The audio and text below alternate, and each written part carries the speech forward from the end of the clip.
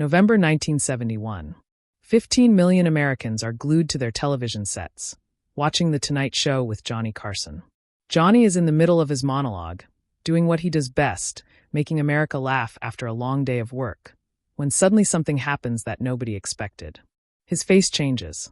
The laughter stops. He reaches into his pocket and pulls out a folded piece of paper, a note that wasn't supposed to be there, a note that would make the king of late night do something he had never done before on live television. He started reading, and by the time he got to the third sentence, his voice cracked. The studio audience, usually roaring with laughter, fell into absolute silence. You could hear a pin drop. 27 seconds of pure, unfiltered emotion passed, 27 seconds that felt like an eternity, and then Johnny Carson, the man who never showed weakness, who always had the perfect comeback, who could handle any situation with a smile and a joke, collapsed. Not physically, but emotionally. He stood there, unable to speak, unable to move, tears welling up in his eyes. And then he did something that shocked everyone in that studio and every single person watching at home. He walked off the stage.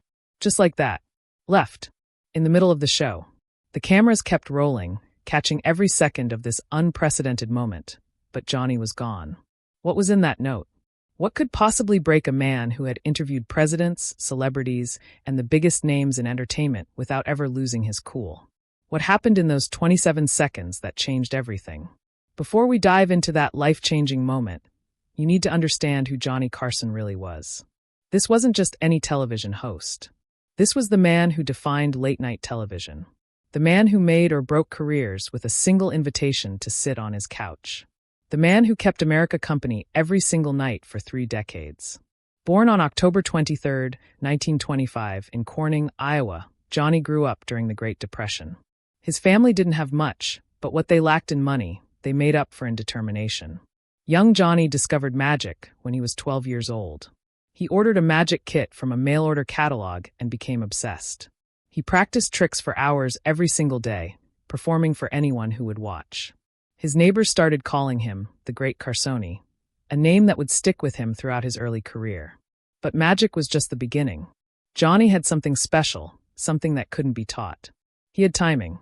Perfect, impeccable, razor-sharp timing. When he told a joke, he knew exactly when to pause, exactly when to deliver the punchline, exactly how long to let the silence hang before breaking it with another quip. This wasn't luck. This was talent, pure and raw, combined with years of practice and an understanding of human nature that most people never develop. When World War II broke out, Johnny enlisted in the Navy at age 18. He served as a communications officer, decoding encrypted messages on the USS Pennsylvania. Years later, he would joke about his military service, saying the high point was performing a magic show for Secretary of the Navy James Forrestal. But those who served with him knew better. Johnny took his duty seriously. He understood what was at stake. He saw young men, barely older than himself, shipping off to combat zones, some never returning. This experience would shape him in ways he never talked about publicly. It gave him perspective. It taught him that humor wasn't just about making people laugh. It was about giving them relief, giving them hope, giving them a reason to forget their troubles, even if just for 30 seconds. When the war ended, Johnny went to college on the GI Bill, studying radio and speech at the University of Nebraska. His thesis was on comedy, analyzing what makes people laugh and why. Even then, he was taking his craft seriously, studying it like a science while others were just trying to get laughs. After graduation, he bounced around radio stations in Nebraska and Iowa, honing his skills, learning the business, paying his dues in small markets where mistakes didn't make national news. His big break came in 1954 when he moved to Los Angeles and started writing for Red Skelton's television show. One day, just minutes before airtime, Red Skelton knocked himself unconscious during rehearsal. The producers panicked. They had no host. The show was about to start. Johnny, who was just a writer, stepped up. He went on stage and performed the entire show from memory, delivering Red's lines and jokes flawlessly. The audience loved him. CBS executives loved him. And just like that, Johnny Carson went from being a behind-the-scenes writer to a television personality. He got his own show, The Johnny Carson Show, which ran for 39 weeks. It wasn't a massive hit, but it put him on the map. Then came game show hosting gigs, guest appearances, and slowly, steadily, Johnny built his reputation as someone who could handle anything live television threw at him. He never panicked. He never froze. He always had a comeback, always had a joke ready, always made it look effortless. October 1st, 1962. That's the date that changed everything, not just for Johnny Carson, but for television itself. NBC offered him The Tonight Show, taking over from Jack Paar, who had made the late-night slot popular, but had also made it unpredictable with his emotional outbursts and sudden walk-offs. NBC wanted stability. They wanted someone who could deliver consistent quality night after night. They wanted Johnny. And Johnny delivered. From his very first episode, he established what would become the template for every late-night show that followed. A monologue making fun of the day's news, comedy sketches featuring recurring characters, celebrity interviews, and musical performances. Simple format, but Johnny elevated it to an art form. His monologue became required viewing for anyone who wanted to understand what America was thinking, what America was worried about, what America found funny. Politicians watched Johnny to gauge public opinion. Comedians studied his timing. Writers analyzed his jokes. And regular Americans tuned in religiously, making The Tonight Show the most watched program in its time slot for 30 years straight. But here's what most people don't know about Johnny.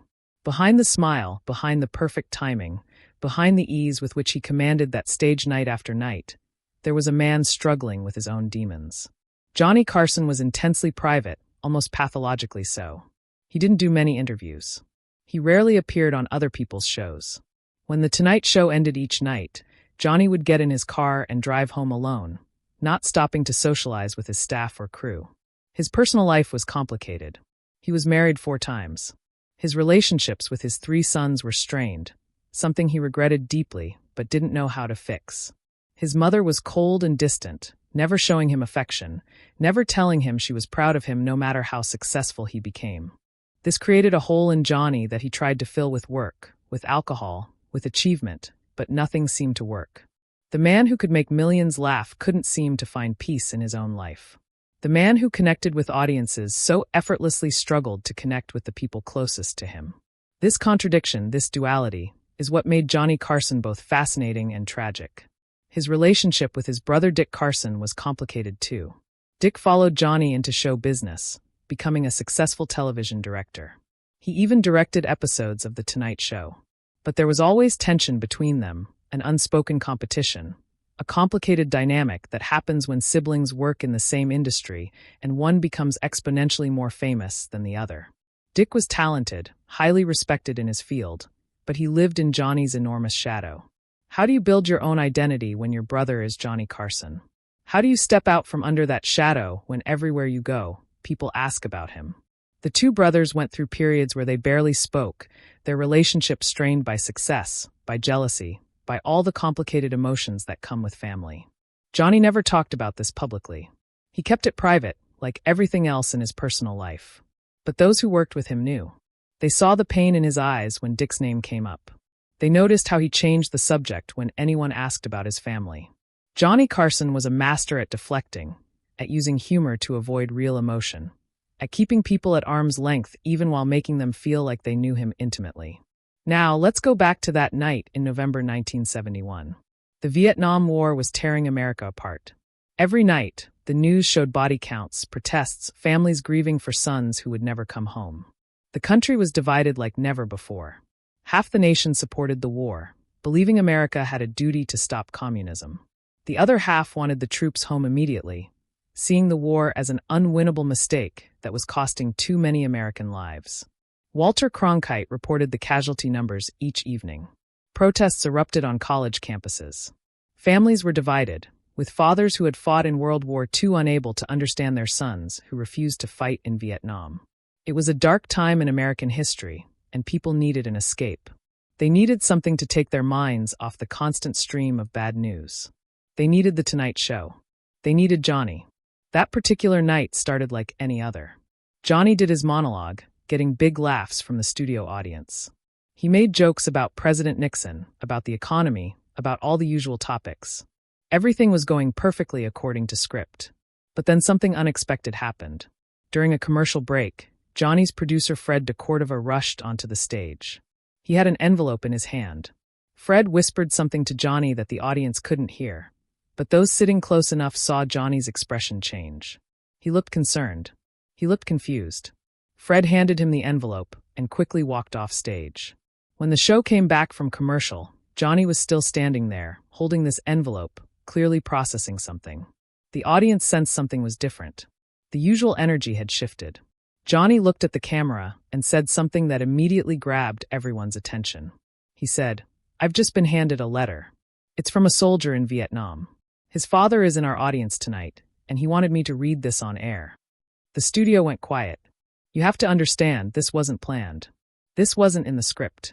This was real, spontaneous, and potentially dangerous territory for an entertainment show. But Johnny, being Johnny, decided to honor the request. He opened the envelope slowly, carefully, like he knew whatever was inside was going to be significant.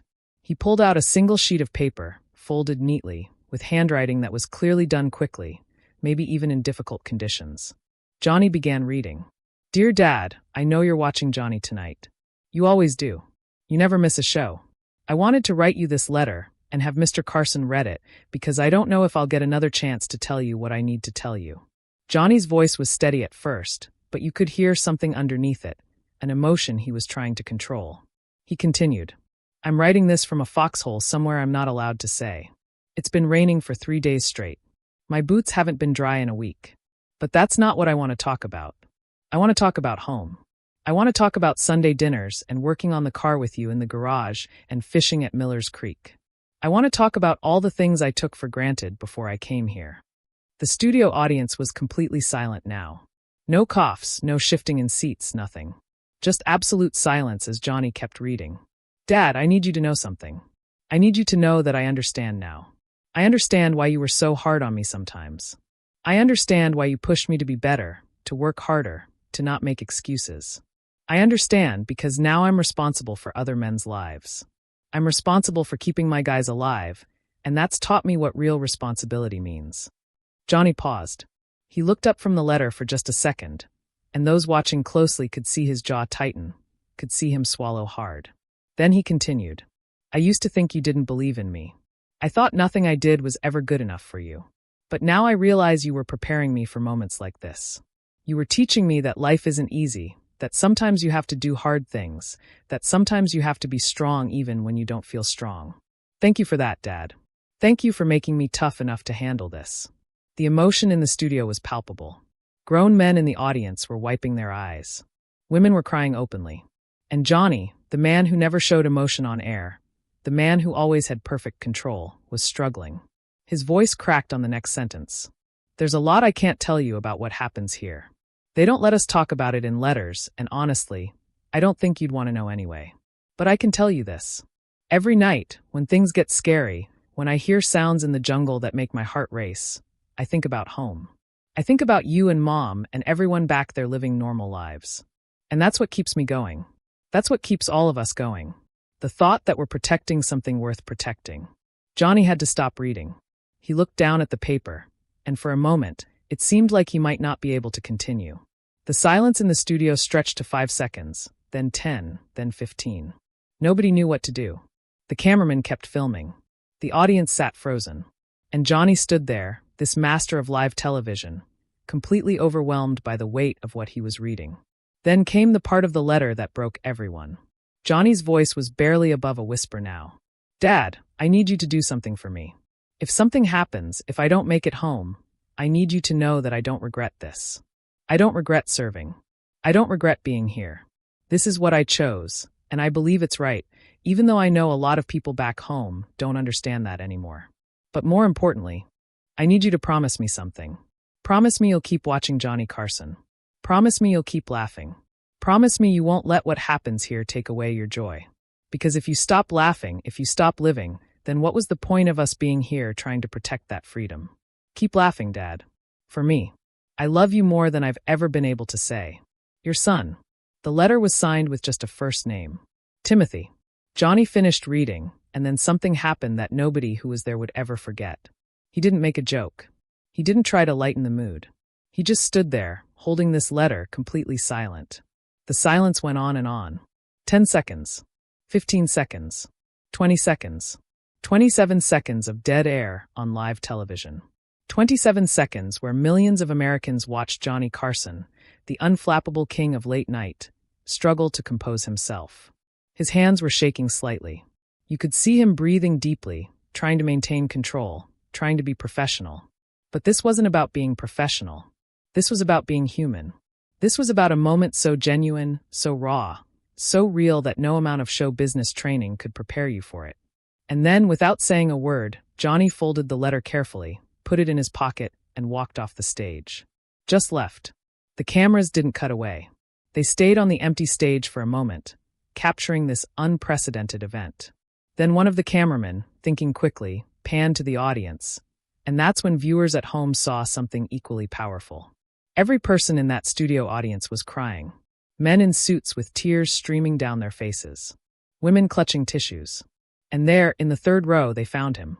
Timothy's father. An older man, probably in his late 50s, with gray hair and wearing what looked like his best Sunday suit. He was sobbing uncontrollably, his whole body shaking with emotion. Other audience members around him were reaching out, touching his shoulder, offering comfort. A woman next to him, probably his wife, Timothy's mother, had her face buried in her hands, her shoulders heaving. The camera stayed on them for what felt like forever, but was probably only 20 or 30 seconds. This wasn't entertainment anymore. This was real grief, real fear, real love playing out on national television. This was America in 1971. This was every family with a son in Vietnam. This was every father who went to bed each night wondering if his boy would come home. This was every mother who jumped every time the phone rang, terrified it would be the military calling with the worst news imaginable. Backstage, chaos had erupted. The Tonight Show staff had no idea what to do. Johnny Carson had never walked off stage before. Never. Not in 9 years of hosting. Not through technical difficulties, not through difficult guests, not through anything. Fred de Cordova, the producer, was frantically trying to figure out how to handle this. Do they cut to commercial? Do they bring out a guest early? Do they just end the show? The musicians in Doc Severinson's band were looking at each other, confused, waiting for direction. The next scheduled guest, who was supposed to come out in about 10 minutes, was in their dressing room, completely unaware of what had just happened. And somewhere in the backstage corridors of NBC studios in Burbank, California, Johnny Carson was alone, dealing with emotions he had spent his entire career learning how to suppress. One of the staff members who was there that night, who was asked to remain anonymous, later described what happened next. They said Johnny was standing in a hallway, his back against the wall, his hand over his mouth, trying to control himself. Someone asked if he was okay, if he needed anything. Johnny just shook his head. He couldn't speak. This moment had pierced through his professional armor and hit something deep inside him, something he had kept buried for years. Maybe it reminded him of his own military service.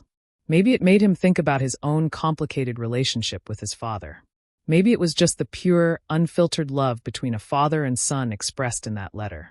Or maybe, and this is what some people who knew Johnny best believe, it was all of it combined with the crushing realization that young men were dying in a jungle on the other side of the world while he stood on a stage telling jokes. The Tonight Show had always been Johnny's escape from reality. It was his safe place, his controlled environment, where he could be perfect, where he could make people laugh, where he could avoid dealing with his own messy, complicated emotions. But Timothy's letter had crashed through all of that. It brought reality into his safe space.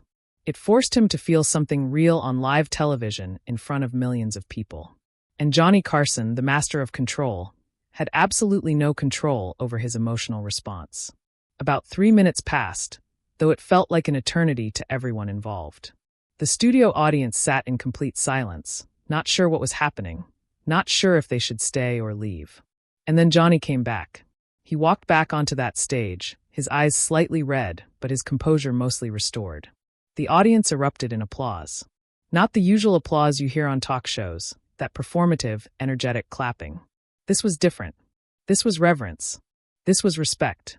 This was Americans telling Johnny Carson that they understood, that it was okay to be human, that they loved him not despite showing emotion, but because of it. Johnny stood there and let the applause wash over him. He didn't smile. He didn't take a bow. He just stood there, accepting this moment of genuine connection with his audience. Finally, he raised his hand to quiet the applause. And then Johnny Carson did something he rarely did. He spoke from the heart, completely unscripted. "I'm sorry," he said, his voice still thick with emotion. "That letter, I wasn't prepared for that letter." He paused, collecting his thoughts. "You know, we sit here every night and we tell jokes and we interview celebrities and we try to entertain you. And sometimes I think we forget that there are real things happening in the world. Real people dealing with real situations that are so much bigger than anything we do here." Another pause. You could hear the pain in his voice, the struggle to express something he had never really expressed on television before. That young man, Timothy, sitting in a foxhole halfway around the world, thinking about his father, thinking about home, thinking about what matters. And his father, sitting right here in our audience, having to listen to his son's words and not knowing if he'll ever get to hug him again. Johnny's voice broke slightly on that last part, but he pushed through. "I don't have any jokes right now. I don't have anything clever to say. I just think we need to remember that behind all the politics, behind all the arguments about this war, there are real families living through real pain. And they deserve our respect and our gratitude, regardless of how we feel about the policies." The studio audience erupted in applause again, even louder this time. This was Johnny Carson being real, being vulnerable, being human, and America loved him for it. The show continued after that, but everyone knew something had fundamentally changed. Johnny did his interviews with the scheduled guests, but there was a different energy to it. The jokes didn't come as easily. The laughter felt more subdued. Everyone in that studio, and everyone watching at home, was still processing what they had witnessed.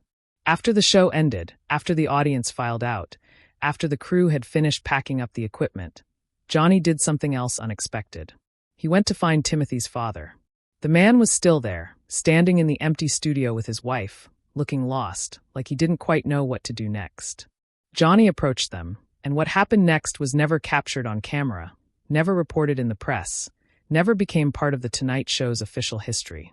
But people who were there remember it. Johnny and Timothy's father embraced. Not a handshake, not a formal greeting. A real embrace, two men holding each other while Timothy's mother cried and cried.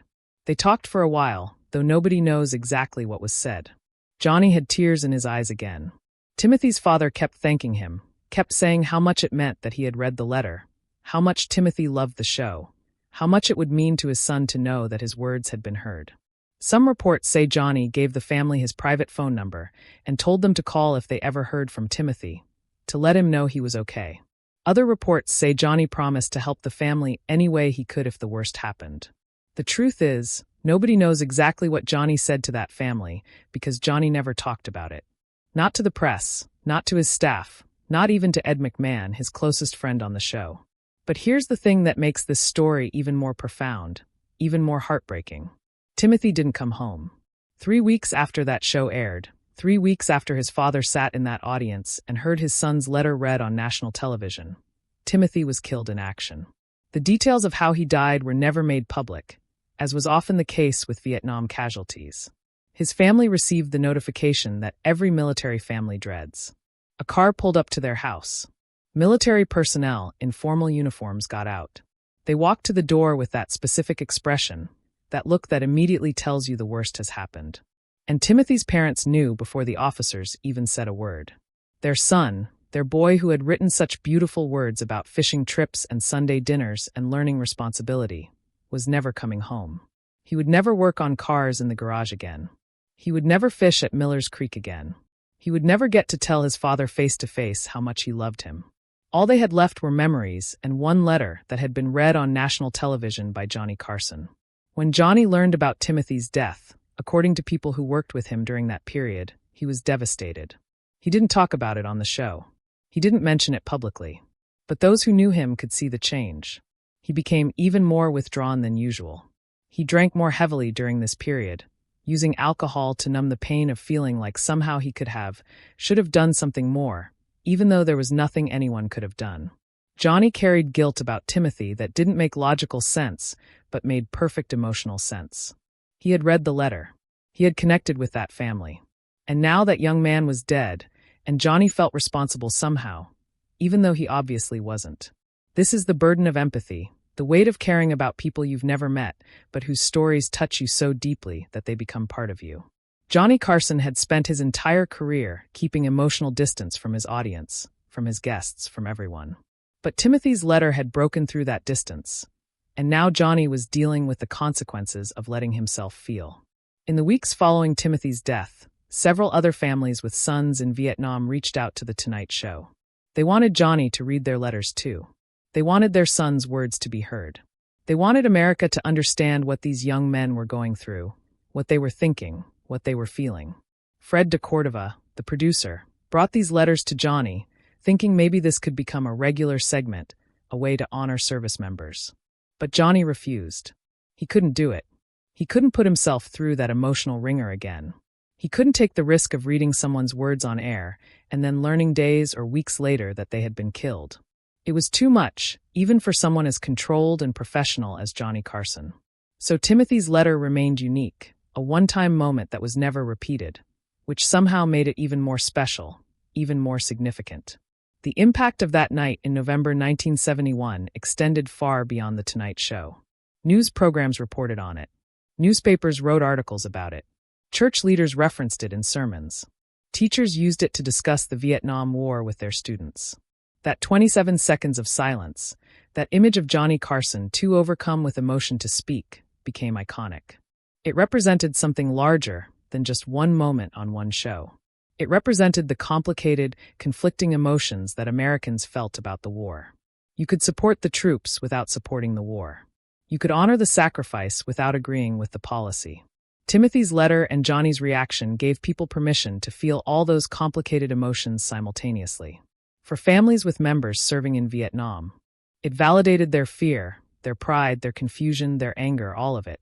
They saw Johnny Carson, America's most beloved entertainer, struggle with the same emotions they dealt with every single day. And somehow that made them feel less alone. For veterans who had already returned from Vietnam, often to protests and anger rather than gratitude, that moment validated their service. They saw that even though the country was divided about the war, there was still respect for individual service members, still recognition of their sacrifice. For young men facing the draft, wondering if they should serve or flee to Canada, Timothy's words offered perspective. This was someone their age, dealing with unimaginable circumstances, yet still finding meaning in his service, still maintaining his humanity, still thinking about fishing trips and Sunday dinners amid chaos and fear. The letter showed that serving didn't mean abandoning your values or losing yourself.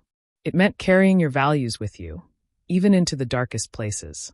But perhaps most significantly, Timothy's letter and Johnny's reaction created a moment of unity in a deeply divided nation. For those 27 seconds, and for the minutes that followed, Americans across the political spectrum felt the same thing. They felt the weight of sacrifice. They felt the power of love between a father and son. They felt the tragedy of young men dying before their lives really began. Liberal and conservative, hawk and dove, everyone felt it. In that moment, they weren't Democrats or Republicans, war supporters or war protesters. They were Americans, connected by the shared experience of watching something profoundly moving unfold in real time on their television screens. This is the power of live television, the power of unscripted moments. In our current era of carefully curated social media posts and heavily produced content, it's hard to imagine something like this happening. Everything now is planned, scripted, focus grouped, and edited. But back then, television was live. Anything could happen, and sometimes, like on that November night in 1971, something real broke through all the entertainment and artifice and touched people's souls. Johnny Carson never watched that episode again. Staff members later said he refused to look at clips from it. He didn't want to relive those emotions. He had let his guard down once on television, shown his real self, and it had cost him too much emotionally. So he went back to being the controlled, professional entertainer America expected him to be. He told his jokes, interviewed his celebrities, and kept his personal feelings locked away. But everyone who watched that night, everyone who witnessed Johnny Carson collapse for 27 seconds after reading Timothy's letter, knew the truth. They knew that behind the jokes and the smile and the perfect timing was a real person who felt deeply, who cared profoundly, who carried the weight of other people's pain. And somehow, knowing that made people love him even more. It's a paradox of entertainment. We want our performers to seem perfect, but we love them most when they're imperfect. We want them to be larger than life, but we connect with them when they're vulnerably human. Timothy's letter created one of those rare moments where the mask slipped, where the performer became real, and that moment resonated far more powerfully than any perfectly delivered joke ever could. Years later, when people who were in that studio audience were interviewed about their memories, they all said the same thing. They remembered the silence. They remembered watching Johnny struggle. They remembered the feeling in the room, like everyone was holding their breath together.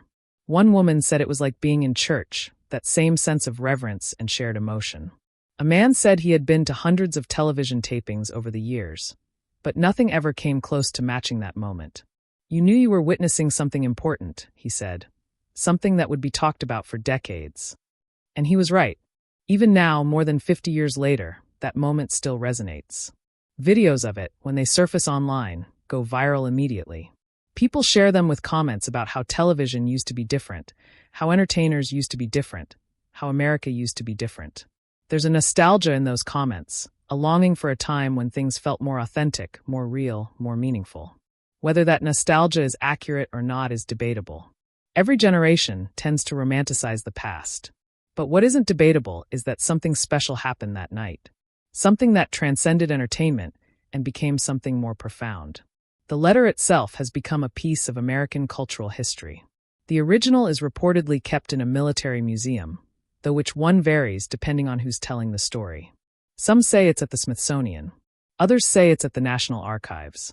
Still others claim Timothy's family kept it, which would make sense. But regardless of where the physical letter ended up, its words are preserved in the memories of millions of Americans who heard Johnny read them that night, and in countless retelling of the story over the decades since. Johnny Carson's response to Timothy's letter tells us something important about the man behind the myth. He wasn't just a comedian. He wasn't just an entertainer. He was someone who understood the power of his platform, the responsibility that came with reaching millions of people every night. He could have refused to read the letter. He could have handled it differently, made a joke to lighten the mood, deflected the emotion. But he didn't. He chose to honor Timothy's words, to give them the weight and respect they deserved, even knowing it would cost him emotionally. That decision, that choice to be real instead of safe, is what made Johnny Carson more than just a successful television host. It made him an important figure in American cultural history. Some critics over the years have suggested that Johnny's reaction was calculated, that he knew showing emotion would create a memorable moment and boost ratings. But anyone who watches the footage can see the truth. You can't fake that level of emotional response. You can't manufacture tears streaming down your face while you struggle to maintain composure. Johnny's reaction was completely genuine, which is precisely why it was so powerful. He had spent his entire career building walls between his private self and his public persona. He had perfected the art of emotional distance. But Timothy's letter crashed through those walls, and for 27 seconds, America saw the real Johnny Carson. They saw a man who cared, who hurt, who felt the weight of a young soldier's words so deeply that he couldn't maintain his professional mask. This vulnerability, shown just once in 30 years of hosting The Tonight Show, revealed more about Johnny's character than 1,000 interviews ever could have. The story of Timothy's letter and Johnny's reaction raises important questions about entertainment, responsibility, and the role of media in society. Should late-night talk shows address serious subjects like war? Should entertainers use their platforms to showcase real human stories? Or should they stick to comedy and entertainment? These are questions that don't have easy answers. On one hand, entertainment provides escape, gives people relief from the heavy burdens of daily life.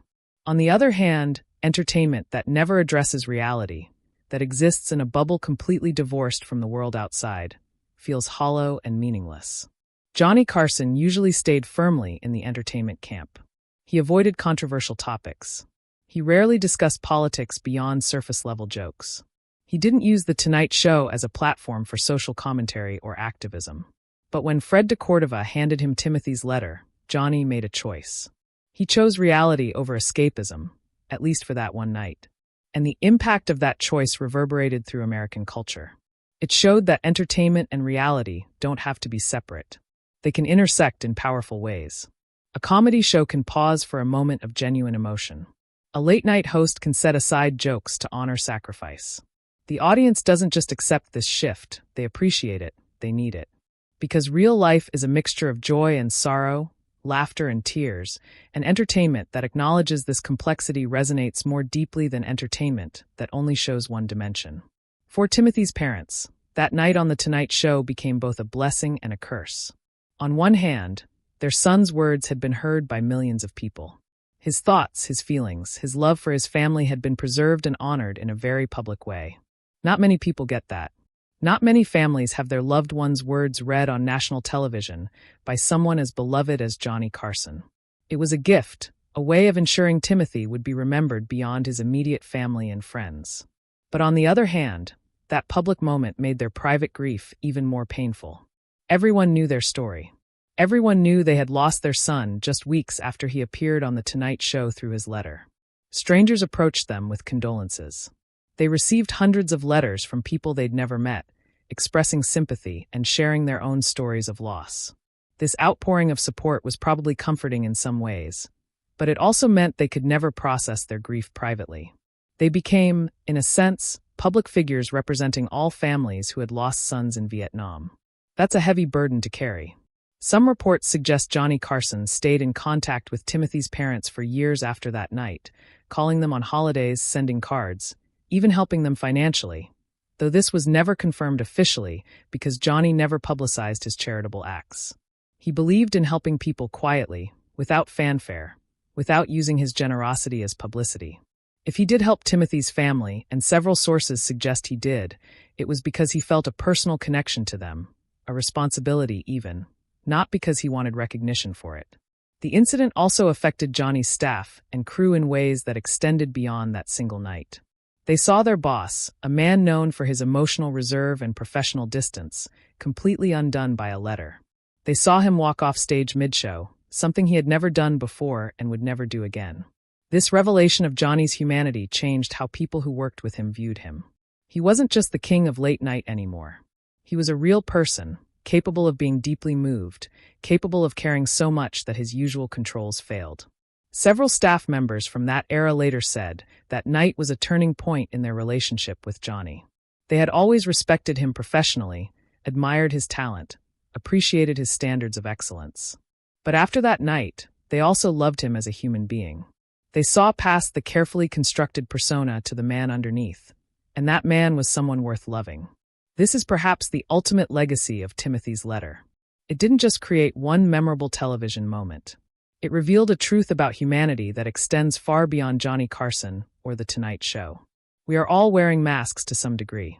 We all have public personas that differ from our private selves. We all have vulnerabilities we try to hide. But when those vulnerabilities are exposed, when our masks slip and others see our true feelings, that's when real connection happens. That's when people stop seeing us as characters or celebrities or distant figures and start seeing us as fellow human beings struggling with the same emotions they feel. Johnny Carson spent 30 years being America's favorite comedian, but he may have been America's most loved in the 27 seconds when he wasn't funny at all. The story of that night continues to find new audiences with each generation. Young people who never watched The Tonight Show, who weren't alive when Johnny Carson was on television, discover the story through social media, through YouTube clips, through their parents or grandparents sharing memories. And they're moved by it, just as audiences were moved in 1971. The specifics change, the war is different, but the core emotions remain universal and timeless. The love between a parent and child, the sacrifice of service members, the weight of mortality, the power of words to convey feelings that seem too big to express. These themes resonate across generations because they touch something fundamental about the human experience. We all love someone. We all fear losing them. We all struggle to express our deepest emotions. Timothy's letter, short as it was, captured all of this perfectly. And Johnny Carson's reaction showed that even the most controlled, professional person can be overwhelmed by authentic emotion. This message is especially powerful in our current culture, where everyone is expected to have perfect control over their emotions, where vulnerability is often seen as weakness, where showing that you're affected by something is considered unprofessional. Johnny Carson, the epitome of professional control, collapsed emotionally for 27 seconds, and it didn't diminish him. It elevated him. It made him more respected, more loved, more real. There's a lesson in that for all of us. As we reach the end of this story, it's worth reflecting on what made that moment so powerful. It wasn't just the letter, though Timothy's words were beautiful and moving. It wasn't just Johnny's reaction, though his genuine emotion was compelling. It was the combination of all the elements coming together perfectly in one unscripted moment. The right letter, read by the right person, at the right time in American history, in front of an audience primed to feel something real. These moments can't be manufactured. They can only happen spontaneously, when circumstances align in unexpected ways. Johnny Carson hosted The Tonight Show for 30 years. He did over 4,500 episodes. He interviewed over 23,000 guests. He told countless jokes, created dozens of memorable characters, had spectacular successes and occasional failures. But when people talk about Johnny Carson, when they share their favorite memories, many point to that night in November 1971. Not a comedy bit, not a celebrity interview, not a perfectly delivered monologue joke. They remember 27 seconds of silence. They remember watching a man known for his unflappable demeanor become so moved by a soldier's words that he couldn't speak. They remember feeling connected to millions of other Americans experiencing the same emotions simultaneously. This is the power of genuine moments, the enduring impact of authenticity. Johnny Carson left The Tonight Show in May of 1992. His final episode was emotional, filled with clips of memorable moments, tributes from celebrity friends, and a heartfelt goodbye to America. But Johnny being Johnny, he didn't get overly sentimental. He made jokes, he kept things light, and he ended the show the same way he had ended thousands of shows before, by thanking the audience and wishing them good night. He spent the rest of his life in retirement, rarely making public appearances, turning down countless offers to return to television, jealously guarding his privacy. He died in January 2005 at age 79, and the news sent shockwaves through the entertainment industry. The tributes poured in from every corner of the media world. Every late-night host dedicated their show to him. Comedians shared stories of how Johnny had influenced their careers. But among all the tributes and memories, several people mentioned that night in November 1971. They mentioned Timothy's letter. They mentioned the 27 seconds of silence. They mentioned how that moment showed a side of Johnny Carson that he rarely revealed, a depth of feeling and humanity that existed beneath the professional facade. In many ways, those 27 seconds defined Johnny Carson as much as 30 years of perfect comic timing. They showed that the real Johnny Carson, the person behind the king of late night, was someone who felt deeply, cared profoundly, and could be moved by the words of a young soldier he had never met. The legacy of that moment extends beyond just Johnny Carson's story. It reminds us of the power of words, the importance of expressing our feelings to the people we love, and the impact that authentic emotion can have on others. Timothy wrote that letter because he wanted his father to know how much he loved him, how much his childhood had meant, how grateful he was for the lessons he had learned. He couldn't have known his words would be read on national television. He couldn't have predicted the impact they would have on millions of people. He just wanted to tell his father what was in his heart before it was too late. And thank God he did, because those words, preserved through Johnny Carson's reading of them, continue to move people more than 5 decades later. They remind us not to wait to express our love, our gratitude, our appreciation. They remind us that words have power, that saying what's in our hearts matters, that the people we love need to hear how we feel.